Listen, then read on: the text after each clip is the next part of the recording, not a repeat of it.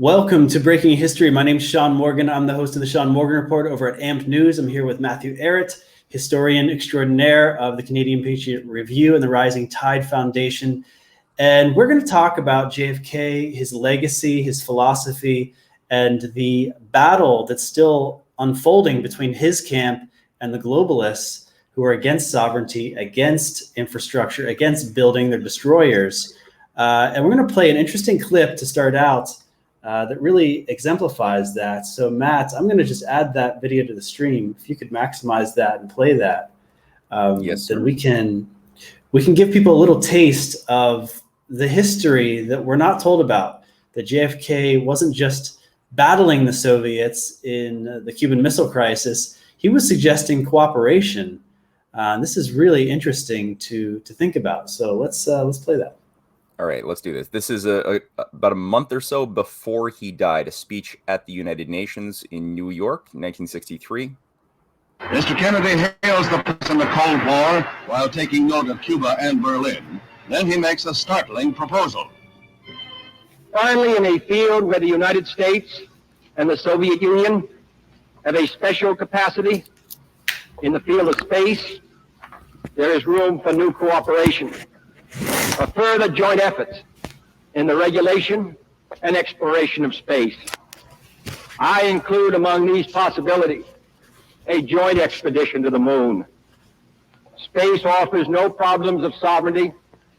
By resolution of this assembly, the members of the United Nations have forsworn any claim to territorial rights in outer space or on celestial bodies, and declared that international law and the United Nations Charter will apply.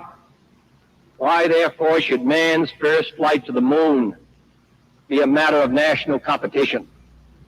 Why should the United States and the Soviet Union, in preparing for such expeditions, become involved in immense duplications of research, construction, and expenditure?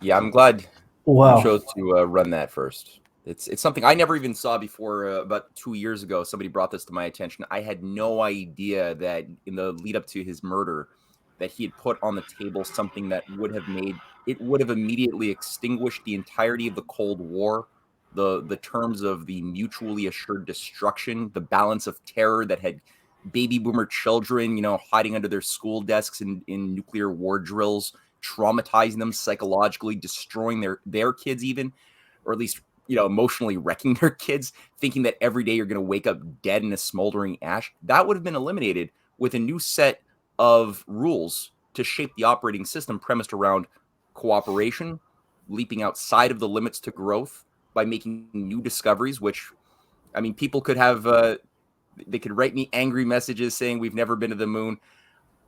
All I could say is the internet, chemical technology, pacemakers, there's so many things in our lives, hardly anything that we have that we enjoy technologically could have occurred were it not for the massive efforts that occurred within the space program. GPS, the entire use of this internet system that we have wouldn't exist had there not been a crash program to get human beings on the moon. And I got to say, JFK had a very strong idea, and he spoke out against Malthusianism at the American. He gave a presentation on American science, which he explicitly called out Thomas Malthus, the British imperial priest of depopulation, who shaped all British geopolitical and economic thinking for over 2 centuries, and still to this very day has a huge amount of influence over the transhumanist Davos crowd, which is obsessed with getting us to eat bugs, live smaller, live with less, and adapt to our limits. That's the Malthusian revival that JFK took on directly, and he understood that you can only have a future if we look for points of universal self-interest, which means independent of what type of political system Russia has versus the USA, or what type of religion or ethnicity, we're all humans first, and we're all, as humans, self-aware that we're mortal, that we're gonna leave on something as a legacy for our kids and unborn grandkids, and we can act on that higher level if we think ahead and plan ahead and make sacrifices now. And he was somebody who was a World War II veteran too, right? He nearly died a couple of times during World War II, and I think that largely shaped his character as somebody who broke from the type of expectations that his mafia-connected, British imperial-connected father, Joe Kennedy, Papa Joe, was more in alignment with, as the U.S. ambassador to England, somebody who is a little bit too comfortable circulating amongst those pro-fascist networks of Wall Street and London that were financing fascism. That was the sort of environment that JFK grew up in. He was sent to the London School of Economics. A Fabian Society controller, Harold Lasky, was assigned to try to shape and mold John F. Kennedy and his brother. So was Julian Huxley, who gave him tours of the London zoos, to teach them why Darwin is the only way to look at the world and why we're just different forms of monkeys. That's the people who are trying to train the young kids, JFK and his brother Bobby and Ted, who maybe took on too many of those lessons afterwards. But he broke from profile. And I think largely his immersion within American history, his work on Profiles in Courage, the book that he won a Pulitzer Prize for, that was sort of a psychological investigation into the minds of great American statesmen like John Quincy Adams. And he did a beautiful work, if anybody hasn't read that, to get it. Well, upon what condition should compromises be made in politics? Where do you draw the line over your values? And he really shaped his mind around looking at this American history, the battle with Great Britain, and specifically seeing America as a revolutionary society. America grew out of a revolution against tyranny. And unless those fires, that love of freedom, that hate of tyranny, could be revived every generation, if you fall into stagnation, as was happening with the CIA, FBI takeover during the Cold War, that's really what it was, right? The FBI. Let's talk about his speech and his philosophy about Africa, because Africa is really at the center of things right now with the meeting, the BRICS meeting. South Africa is the S in BRICS. Africa's been impoverished and unindustrialized for so long. Let's let's dive into that topic from the angle of JFK and his philosophy on Africa. That's great that you said that, because his concept of a revolution against empire explicitly brought in Africa. And early on, as soon as he became president, he gave a speech at Stanford University in 1960, and he said, call it nationalism, call it anti-colonialism. Africa is going through a revolution. Africans want a higher standard of living. 75% of the population now lives by subsistence agriculture. They want an opportunity to manage and benefit directly from the resources in, on, and under their land. The African peoples believe that the science, technology, and education available in the modern world can overcome their struggle for existence, that their poverty, squalor, ignorance, and disease can be conquered. The balance of power is shifting into the hands of the 2/3 of the world's people who want to share what the 1/3 has already taken for granted. That was immediately upon entry. That's beautiful. It is beautiful, right? And he cultivated great friendships with the networks in the Congo, who had just taken control under Patrice Lumumba, who was supposed to meet with John F. Kennedy very early on upon his election. And JFK was very angry to discover by Alan Dulles that Lumumba had been assassinated. JFK knew it was a CIA MI6 Belgian intelligence brokered murder that killed this great nationalist Pan-African leader. He had also worked with people like Kwame Nkrumah of Ghana, and it was through his relationship with Kwame, who was the first foreign president invited to the White House. The first one was a African, a Pan-African leader who studied in America in the 1930s and 40s and studied how America was able to overcome the Great Depression and transform the backwater Beverly Hillbilly type of South into like the Tennessee Valley into an industrial hub within a very short amount of time. And Kwame Nkrumah was inspired to bring that model back to Africa with an African New Deal approach. And that was what animated the thinking and strategy behind Pan-Africanism. And JFK helped Kwame build the biggest Volta River Dam, the biggest hydroelectric dam in Africa's history up until just the last few years, which was supposed to be a driver for an African industrial renaissance. And that's one of the things that people don't realize today, is that they think of Africa. And I remember when I was young, I would watch things like World Vision. You have these infomercials showcasing pictures of emaciated African kids with like bugs on their eyes. And I remember being like 8, 9 years old, wondering, why do I live with this comfort and these kids live like this all across that continent? And I couldn't get an answer from any of the adults that I would talk to. There's just sort of that's the way it is. The best you can do is give them $1 a day. Maybe some NGO might build a well or give them microcredit so they can paint rocks for our dollar stores. And it's like, that's all kids who know that this is wrong are kind of given, and it breaks them at a certain point, makes them cynical or makes them racist, because at the end of the day, a lot of people have been led to believe, oh, maybe the Africans just are incapable of self-government. And even a lot of Africans have been led into this inferiority complex, thinking maybe there's something wrong with us as Black Africans that make us so poor and incapable and so incapable of self-direction. No, the reality is, as you will anybody who looks at, well, what killed Kennedy, what overthrew his policy for a Russia-US cooperative program for science, technology, and space exploration, what overthrew his policy that was geared towards helping Africa become modernized first world societies, as well as South America. What overthrew that? It was this artificial parasite that we're all told we're not allowed to think about if we want to be accepted in polite society. We cannot think about this oligarchy, which has been working to keep our minds and bodies and children in a little shrinking box of ignorance and scarcity that we're expected to adapt to as they control the terms of the scarcity. And this is what took over JFK's body. And that's what's been raping Africa for the next 60 years to this very day, that now you have a real clash, right? With, as you pointed out, the BRICS conference in South Africa is coming on soon. Victoria Nuland is on the ground there.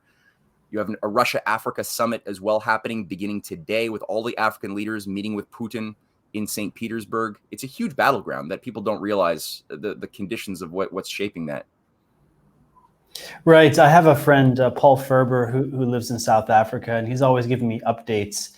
And it's been sad to hear the deterioration of society there, the infrastructure crumbling, the rolling blackouts, the calls for political revolution and violence. And there's a really radical element in the government there. And it just reminds me of Africa as a continent as a whole. We've been talking about this kind of intentional, destructive kind of thing where, a country or a continent that should be so wealthy because of their resources is in this kind of chaos.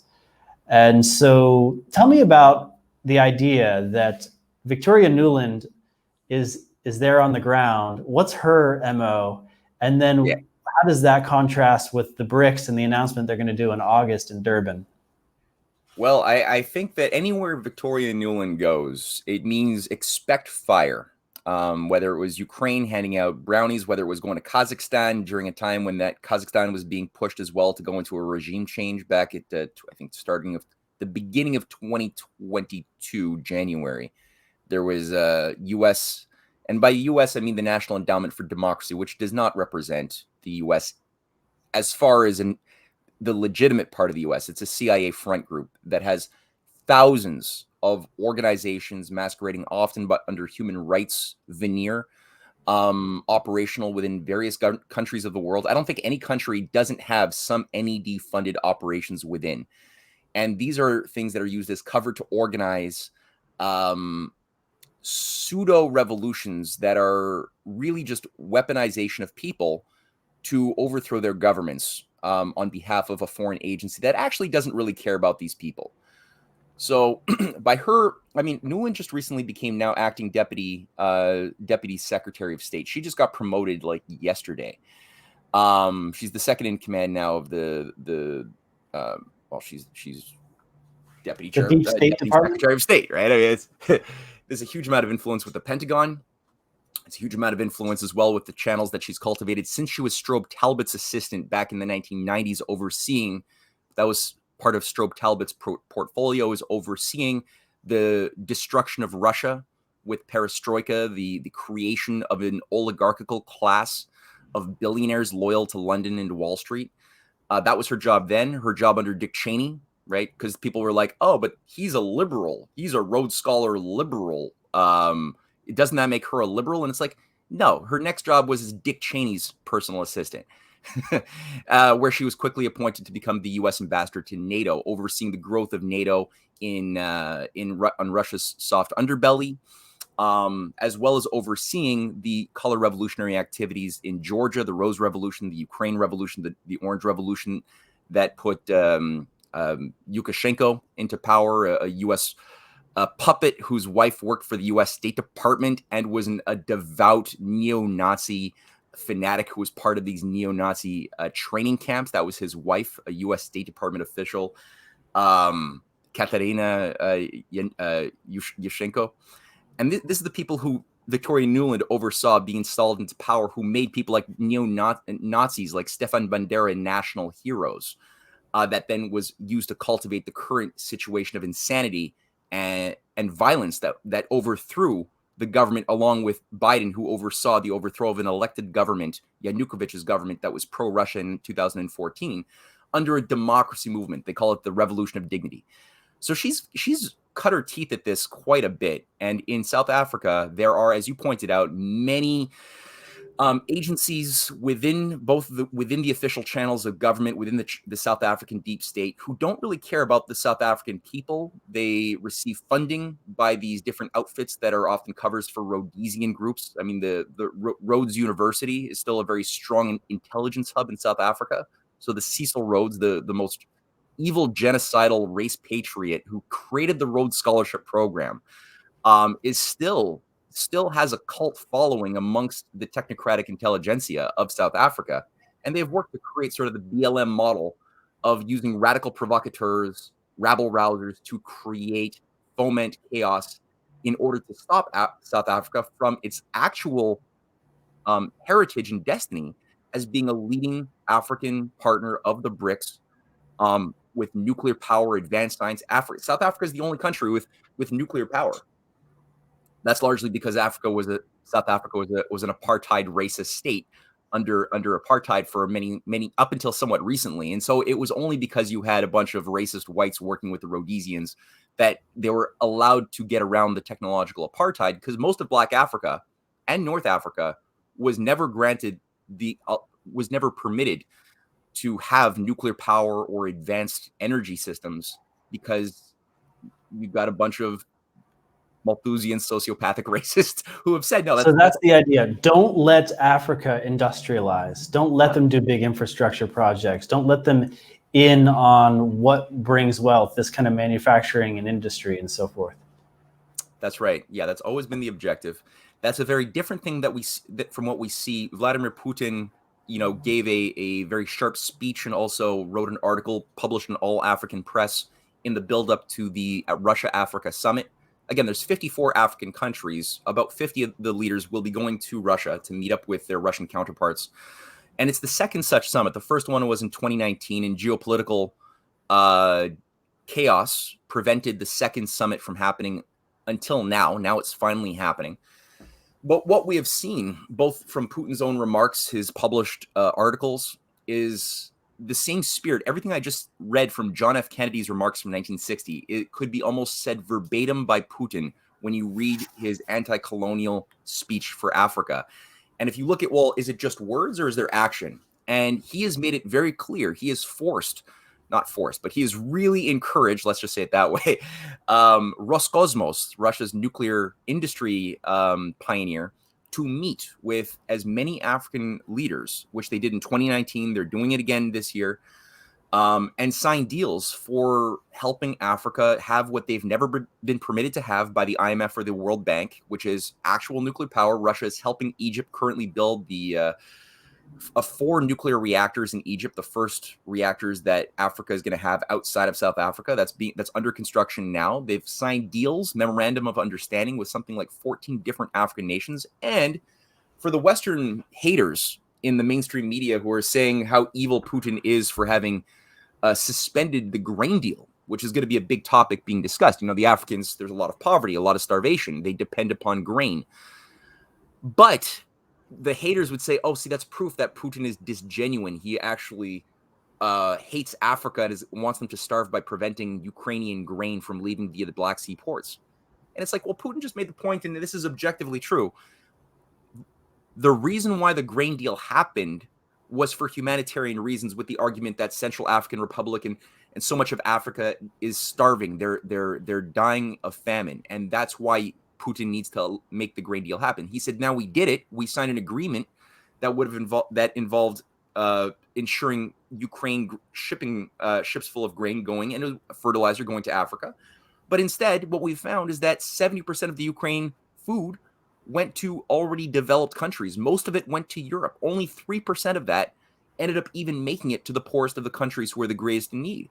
And then he said, look, Russia has had a bumper crop season because unlike the United States, Russia is not run by death cultists and wants to create abundance, which they're doing on every level that is important, especially food production. Their farmers are flourishing. And he said, look, we're going to write off $25 billion of African debt, and we'll give you all of the food you're losing from Ukraine, or you thought you were going to get. We will make it all up and give you most of it for free.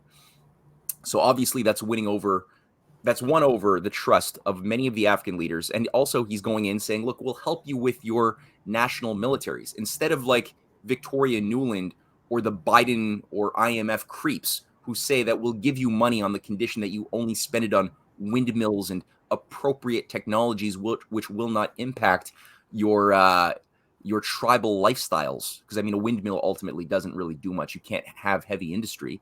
So if you say, okay, like Biden is saying with his global green gateways. So it's the same deal. Like, give them windmills and don't let them industrialize. Nuclear power, give them enough energy to industrialize. Yeah, exactly. It's really just that. And the reason why people I think get a little confused is over this.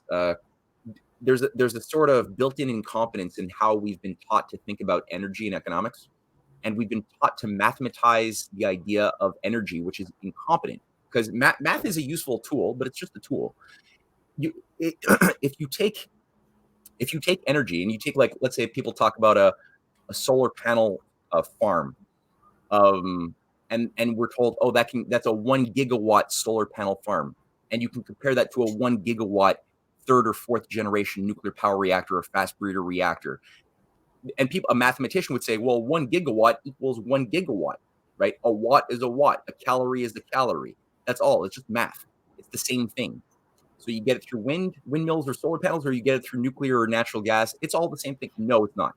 Because the density of the electrons that you can move through nuclear is of a higher density. Imagine like a hose that has, like, 1,000 molecules of water moving through a diameter this big every second. Okay. And then all of a sudden, imagine a hose which has diameter 18 times smaller with the same amount, 1,000 molecules of water moving through in the same space of 1 second. Which one, when applied to action to do things, will do greater work? Obviously, the one that is more dense. It's more energy dense. Same thing for electron density. If you apply it to do work, to boil water, to melt steel, to move things, to make a hole in the ground that you need to, if you're going to build a tunnel for a water irrigation system or a train you want to build through a mountain, obviously, it's useless having those 1,000 molecules of water or whatever applied to do work when you can do something so much more efficiently. And that's the same thing for windmills versus solar panels versus nuclear power. Also, the reliability of it is so much better because windmills don't work when there's no wind. You have to have a backup gas generator, so they're using more gas. With nuclear power, you can turn on and off the access of the radiation burning, and you don't have to bury it. As Russia and increasingly China and India have all pointed out and pioneered, you can close the fuel cycle, because a lot of the opponents of nuclear power say, oh, but you have to bury it for 1 million years. No, that's if you're being a cheapskate.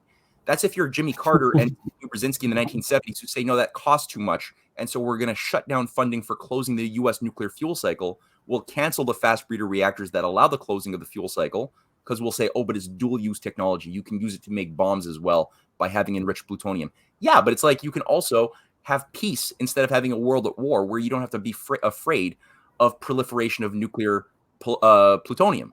You don't have. So nuclear is actually key. The reason why you're going down this rabbit hole is because it's one of the key technologies that can determine the future of nations. Yeah, that's why JFK was a massive supporter of nuclear power as well as hydroelectric power, both of those two things, but nuclear big time. And he had invested in, he was investing in nuclear fusion as well as space. So space under him went up to 4% of the GDP was invested in space technology. But part of that was tied to fusion rockets, nuclear rockets. That was a big part of the U.S. program was in using this as a long-term way of thinking 10, 20, 80, 100 years into the future, and then organizing future plans to create environments of conducive for investors and businesses and entrepreneurs to emerge to create the needs or satisfy the needs based on the demand to have new designs, new technologies. And so fusion propulsion and fusion power on the Earth, as well as outside of the Earth, were always two sides of the same coin in John F. Kennedy's mind, where he talked about in his speeches going to the ends of after the moon. He was saying, and then Mars, and then the edges of the solar system. He never had the idea of just sticking a flag or something on the moon and just saying, screw you, Russia, we won, and now we'll just go and play golf on the moon and never go back again. No, the idea was that would be a springboard for a new type of economy premised around constant growth, constant discovery. Because when you go out into space, you have to be very confident with your creative powers of problem solving. So you can't be an adaptive, lazy-minded society. You have to have a culture of excellence that does not tolerate mediocrity. As he says, like this goal will organize the best of our skills and talents and priorities and values. And so that was going to be a springboard towards an industrialization of the moon. As we've discovered, the Chinese have discovered, and they've landed on the far side of the moon, that on the far side of the moon, it is rich and abundant in helium-3. My God, that is the most efficient fuel source for fusion power because it emits no neutrons when it goes through a fusion with deuterium or tritium, and it becomes helium. Or helium-3 becomes a heavier isotope. And it doesn't exist on the Earth. It only exists on the moon. And it only exists because the moon has no magnetic field, whereas the Earth does. And helium-3 is charged, but it's being created by the sun.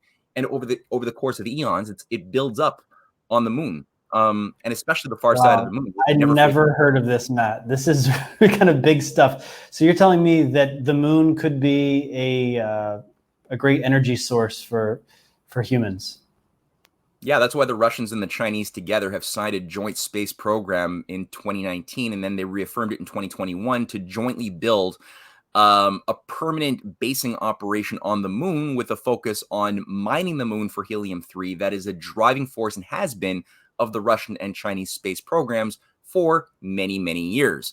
No one's ever heard of this. The American audience and even us in this niche of super smart savvy, researchers, this is not a topic that I've ever heard of helium-3, of this kind of race for new energy. But this is when you plug that in as a variable, trying to figure out the power dynamics, you can see why the powers that be are afraid of a Russian-Chinese alliance. It's not just their nuclear military powers, it's not just their economies, it could be this too. So whoever controls energy controls everything. Yeah. This is a good time though to take a quick break and just to explain a little bit about our sponsors that are helping keep Badlands going. So Bootleg Products, coupon code Badlands, they want to be your Patriot grocery store. This incredible company started 6 years ago by sheer will and determination to bring good, clean food to customers. And so Mike actually started Bootleg Salsa out of his kitchen and bootlegging it to people in his community. And the customer demand led to his exit from the IT world, and Bootleg Products were born. So small beginnings, but now Mike delivers his products to over 350 grocery stores in the Midwest. And Bootleg is independently operated by Mike and his family, a true America First legacy. So they actually have chili, sauces, seasonings, dressings, and a lot more. Much of the food that you buy in a grocery store is full of chemicals and fillers. And so, this is clean food, natural, gluten-free. Make bootleg products your Patriot grocery store and order today. Go to bootlegproducts.com and use the promo code Badlands for a free bottle of taco seasoning. Okay, so I'm just going to pause there and we can continue our discussion. Just one moment. So I know we had plans, Matt, to talk about a lot of different things, but now that we're here talking about nuclear energy, you talked about hydroelectric, how important that has been, and now possibly fusion energy. And of course, I think Elon Musk's SpaceX and this type of rocket technology, Trump's Space Force, we're in for some disclosures about advanced technology, about a space race is going on behind the scenes. I believe that Elon Musk's technology has been a big part of the Ukraine war. So can you comment on the space race and where we're going from here? Absolutely, yeah. And one thing to keep in mind as well, when people look at Trump's Artemis Accords, that was entirely of the same spirit of what we saw with JFK. If you read through the Artemis Accords proposition in its original form, it was entirely based upon exactly what JFK said, recognizing the inevitability and necessity of the development and industrialization of the moon and other celestial bodies over the course of the coming generations, and now putting the groundwork in place that will ensure that we do not go there via a militarization or hostile we don't extend human geopolitics into that domain of our future. And it was all based upon cooperation. He set up groundwork with Jim Bridenstine and Rogozin, the head of Roscosmos at the time, to jointly have a U.S.-Russian joint lunar station orbiting the moon. That was something that was moving very quickly. The push to bring in China as a cooperative partner, as well as the European Union, was being brought in India and other countries. So that was the Artemis Accords. Very, very different idea from what the deep state wants with their perversion of Space Force and things like that. That is more of like an extension of human geopolitical planning and occultism into the domain of space. Very different perversion of what the Artemis Accord was and could still be revived to become. So I'll just say that as an addendum. But to the question of energy policy is really everything. And I mean, again, like, people underestimate how the level of emotion and time that the oligarchy has put into considerations of keeping us locked in a box and without higher forms and better understandings of what energy is and how it relates to our power of discovery of the universe. And like, just to get this across just quick, because I forgot to make this point too. People say, oh, helium-3. Well, but okay, helium-3, one truckload of helium-3, and of course there's about at least billions of tons of this, 3, 4, 5 billions of tons is what experts have said on the moon. There's almost none on the Earth. One truckload will service the needs of an advanced human civilization of 8 billion people living at a high standard of living for a year. That's one truckload. You can only imagine what that does to all of our considerations and calculations of energy, geopolitics, shipping lanes, choke points, all these things that obsess the minds of geopolitical planners. That all goes out the window. That's all in the dumpster. If you bring on that new paradigm, it's like going from a society without knowledge of electricity to all of a sudden having electricity as knowledge that could then be applied. Like, it's having, the world of the 16th century versus the world of the 20th century, where you have planes, aerodynamics, chemical and electrochemical manufacturing systems. So we're about to take that leap if we can figure out how to get these controllers to stop us from accessing this type of technology. Yeah, exactly. I think that we've been pressing on that. We've come close, especially, the way I tend to look at my research in history is kind of like, I look at humanity kind of like an organism as a whole, like an organism being born, growing, maturing, and yearning to be itself. So there are these natural laws of God that created the universe. We're a part of that universe. We have laws. And when I look at human civilization, every one of us individually is going to die, but the societies that we participate in and that shaped us and that we in turn can shape back, in the bookends of our more mortal coils, that they may or may not be immortal. Like a society it may collapse, but it may not.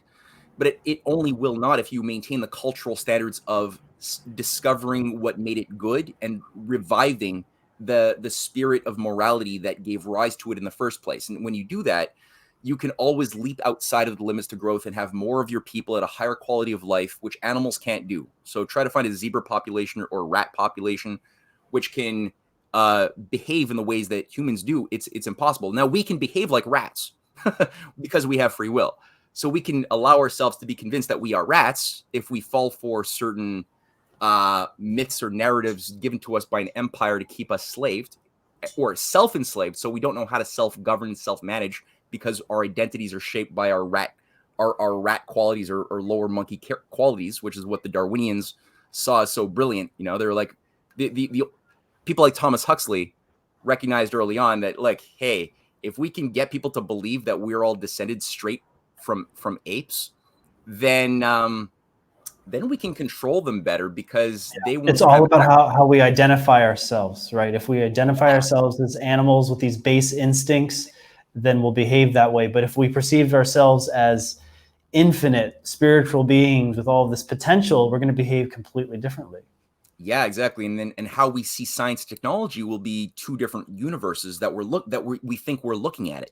So somebody who is a radical nihilist, atheist, Darwinian, will look at the term of science, technology, and they'll just see something cold, utilitarian, something that maybe might make life a little materially easier, but otherwise is mostly could be a useful tool for controlling the ugly fellow lower apes in the human zoo, right? So you get a Yuval Harari out of that type of matrix, right? Whereas if you're a Ben Franklin or you're a John F. Kennedy and you look at science, you see the material expression of a divine spark of discovery that unites us with our creator by human beings. And can free slaves instead of enslave people. Yeah, exactly. Yeah, technology becomes a servant for our liberation. And just as money does too, which is why Lincoln even had that beautiful speech where he said, like, money can either be a servant or a master. It depends on what culture you want to accept for your society. But it should be, we created money, so money should be a servant, just like a knife should be a servant, not something to, stab ourselves with. So that should also be money, and that should be science and technology as well, a servant for the higher values, which are that human beings require happiness. We can't be happy if we're starving or if we're at war. We lack a sense of if we're in fear of the future. Happiness becomes hard. That's not a good climate for creative discovery. So obviously you want political policies that maximize security, that create harmony of different nations that are at neighbors with each other. Whereas the British Empire for Africa, like look at Sudan, right? Sudan is on fire right now. It's on fire not by its own devices, but because there have always been the hands of the British never left Sudan. When they let them go free in 1954, well, there was a fight, but they immediately kept their provocateurs and instigators and tribal conflicts because the British had organized a century of empire in Africa with the Belgian, with the French, with the Dutch, using simple techniques, which they did also in the case of the US that led up to the Civil War, which is you find tribal differences amongst groups which have different lifestyles, different perhaps different languages, different ethnic sort of identities, religions, beliefs. Yeah, different beliefs, different names for God, whatever. And then you cultivate, you create conditions where one side has a grouping that you control, that then runs a raid and kills a bunch of innocents from the other tribe, that then builds up hostility, that wants revenge, and then you could just cultivate that divide to conquer strategy, so that the nations who would otherwise be very happy working together, both within and also with their neighbors, become too busy in turmoil that they don't notice that you're going in there with Barrick Gold, De Beers, your other mining corporations, raping them and giving them ever more usurious loans so that they could buy their weapons to kill each other, right? And it's a perfect system of self-destruction, and it's not. And they call it capitalism, but it's not. That's the thing, right? It's something else. Yeah, this was so ironic, as you just described colonialism, the thing that the radical leftists claim to be so against, and yet it's the colonialists who are funding the anti-colonial radical ideology and so forth. But this brings us to an important topic, because you talked about space, the space race, and the different philosophies. The philosophy of humans should have limits, and climate change and ESG and all that stuff, eat the bugs.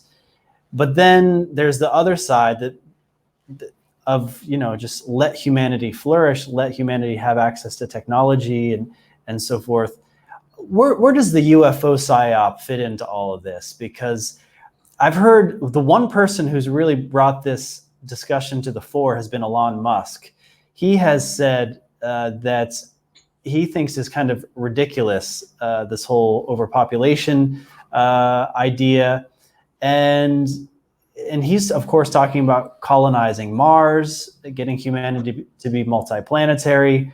I know you have your own opinions on Elon Musk, but let's talk about the UFO aspect. What's the idea? Because you talked about the idea of getting people to be Darwinian, get them to think of themselves as monkeys, not as divine, and that this whole Big Bang is just a big random accident. And how does that fit into the UFO psyop? Well, let me ask you this before I open my mouth, because it's a big, important topic. Do you have another sponsor that you want to run through, or should I just unleash? Let's talk about the sponsors who are keeping Badlands going. And this is really a teaser because we're going to dive into the UFO psyop for the whole hour next week. But this is going to just prime us for the subject. So I'm going to talk about No Bugs Beef. This is our sponsor. So talk about people who are on our side in this fight. So when the store shelves are empty in the coming months, how are you going to provide protein for your family? Protein is a critical building block for survival. And knowing that you have the freeze-dried all-American beef from ranches in Texas that have never, ever given their cows an mRNA jab on your pantry shelf will give you tremendous peace of mind. Meet NoBugsBeef.com, a veteran-owned distributor of premium freeze-dried beef that's stored in Mylar bags with oxygen absorbers for maximum shelf life. No Bugs Beef cubes will stay shelf-stable for more than 10 years without refrigeration and with maximum nutrition and flavor. Just soak it in water for 15 minutes and it's ready to eat. These aren't typical survival meats. They're premium cuts of ribeye, New York strip, tenderloin, sirloin, and chuck. Don't let your family get caught without premium protein on your shelves. Go to nobugsbeef.com. Use that promo code BADLANDS for an additional 10% off your order. That's nobugsbeef.com, promo code BADLANDS. All right, so that's No Bugs Beef, a great sponsor. It really fits into our topic. And now I'm going to show another sponsor here, David Becker.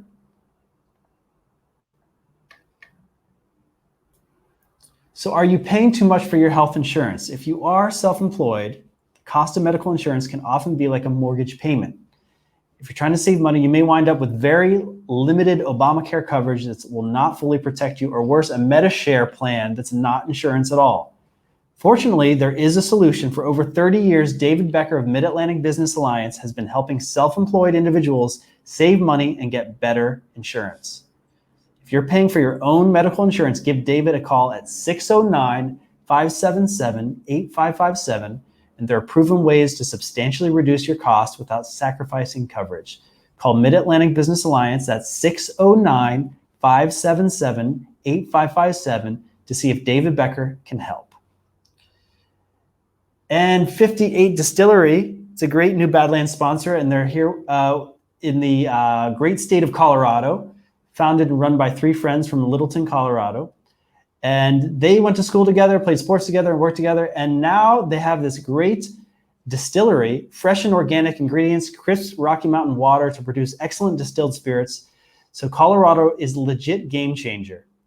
It's not just water. You can taste 5280's passion in every sip. Their Cackler's Whiskey Blends has traditional bourbon and 5280 mellows the spice by combining traditionally aged bourbon with accelerated aged rye bourbons for a refined taste. This exceptionally smooth bourbon-style whiskey hints of sweet honey and light smoke with a very mellow finish. Then there's Hearthstone Irish Whiskey, and this is one of the 5280 combines new and old world traditions, blending a 3-year-old Irish whiskey with rye whiskeys, bringing forth a surprisingly sweet floral fragrance with hints of toasted oak and vanilla. So these are the incredible products and many others that can be shipped to 34 states. So check out the website for availability.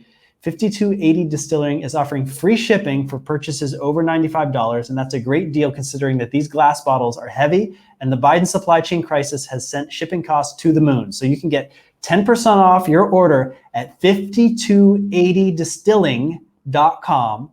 Use the promo code Badlands. That's 5280distilling.com.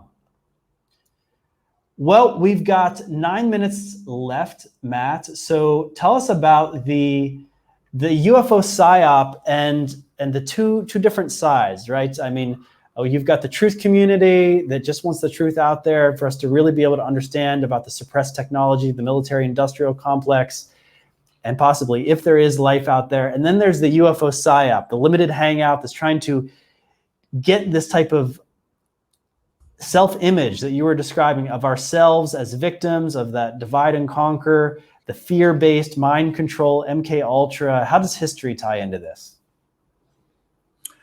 Well, there in 9 minutes, I guess I'll try to say it in a way that will make people want more. So that'll have to withhold some thoughts, I suppose, and hopefully people will join us again next week to really delve deeply into this deep question, which will bring up British leading members of Tavistock, the British psychological warfare operation that grew out of World War I's investigation on shock therapy, shell-shocked soldiers who had they discovered something very interesting, that these soldiers coming out of World War I, through the type of trauma and experience that they went through, were inclined to de-pattern their minds, compartmentalize their minds, all sorts of very interesting things for sociopathic psychiatrists working and loyal to the system of global empire and pushing a system of global controls in that way. So Tavistock had animated the thinking and shaped all of the foreign policy thinking of British defense, British intelligence throughout the 1930s, 40s. And so the story is going to involve a certain fellow named Sir Henry Tizard, who was the initiator of a certain operation in the United States, which became known as MK Ultra, that basically took the war into the battle of the mind outside of the battlefields physically of World War II and into the minefield of the minds of those young that were being born, especially after 1945, the children of those veterans who fought to stop the Wall Street, London fascist-financed Nazi machine and Japanese fascist, Italian fascist killing machine that was supposed to be the form in which the New World Order was supposed to take back in the 1940s. That was supposed to be the basis of a banker's dictatorship with fascist enforcers at different jurisdictions of the earth. That was with a eugenics proto-transhumanist organizing pseudo-religion for the elite to manage themselves as the new Darwinian cause of natural selection, right? It wasn't going to be the forces of Darwinian nature. It was now going to be the J.P. Morgans, the Montague Normans, the actual wannabe oligarchs heading up as gods the new world system of test tube babies outlined by Aldous Huxley, the grandson of Thomas Huxley, the controller of Darwin, right? That which was in Huxley's Brave New World and Brave New World Revisited and The Final Revolution, his speech to Stanford or Berkeley in 1960. All of that was not theoretical. That was a blueprint for what they were going to do to actualize this system of global techno-feudalism with a scientific managerial veneer. So all that to say, Sir Henry Tizard played a role with Tavistock in shaping the first meeting of what became MK Ultra. There's going to be several figures within this story who played a role also in carrying out MK Ultra, including Joseph Bryan III, a high-level Scottish Rite Freemason in Maryland, who was worked closely with Frank Wisner, running the political psychological warfare unit of the Office of Policy Coordination at the CIA. That was the psychological covert operations unit of the CIA. They worked closely with Richard Cabell, who got his ass fired by JFK, along with Alan Dulles, who was also in charge of Area 51. Sir Henry Tizard is a figure who ran the first flying saucer working group using taxpayer money in Britain that officially was put online to investigate the phenomena of flying saucer technology that people were seeing in the skies in the 1940s. Why were they seeing it? Well, they were seeing it because you had people like Victor Schauberger, like the Hortons brothers, working with German aerospace tech in the 1940s, who were innovating new types of aerodynamic technologies that would allow for the opposite of combustion, flying saucer tech. Yeah, it was sort of like using water flows inside of certain spiral copper wiring that would also be charged with electrical field that would allow for the levitation of certain types of geometric objects. Some of the designs were declassified and are made available. People could Google Victor Schauberger or the Hortons brothers. The Hortons brothers, whose tech was absorbed by the U.S. military-industrial complex with Operation Paperclip. So was Victor Schauberger, who was brought into Canada under an Anglo-Canadian operation that involved promising into use his technology for the Avro Aero hypersonic jets in Canada, but were quickly simply absorbed and classified under the veil of the Cold War, where everything, all new tech, was classified, right, under the Cold War. And he was broken. He was iced out of his own project and was sent back to Austria, a broken and sad man, and he died in the 1950s. But all of this tech was being developed most concretely, the classified tech that the German scientists were developing in Area 51. So a lot of people in New Mexico and Arizona and other military bases where this tech, these early drones were being developed, were looking out their windows at night and seeing things flying that they couldn't understand. You had certain pilots who didn't have adequate security clearance and were not in on the know, who were looking out their airplanes and seeing some of these techs. They'd go back down, they'd land and report what they saw, and then became devoted followers of the UFO, the newly emerging UFO psyop, which really focused on recruiting Air Force and military people within the military and Air Force, especially.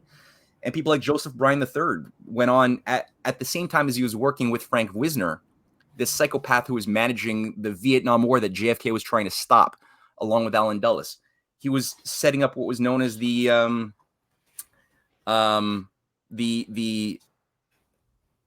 first National Investigation Committee on Aerial Phenomenon to investigate UFOs and aerial phenomenon in the 1960s and 70s that he managed.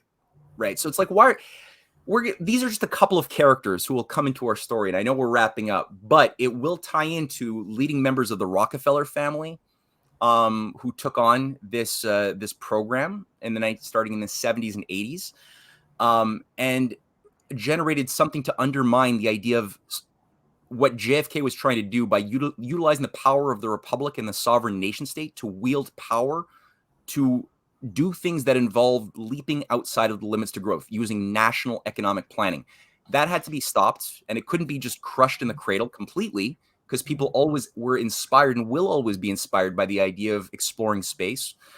So what they did is they created what's called the New Space Movement, led by people like Jeff Bezos and Branson, other new billionaires. Right. These billionaire oligarchs have their little rocket projects. Yeah. I got to pause you here. It blows my mind that JFK's nephew is running for president with kind of a similar philosophy. And we've got Trump and Putin, who have the spirit of JFK with being builders and so forth. This battle between the JFK camp and the Allen Dulles camp, it's still raging on. And literally the relatives in these dynasties are continuing to battle with each other. And we're here living through breaking history. We have links in the description below. People can check out your documentaries and your organizations. You can check out my breaking news updates at SeanMorganReport.com. Thanks everyone for tuning in. And next week, we're going to go dive deeply into the UFO psyop.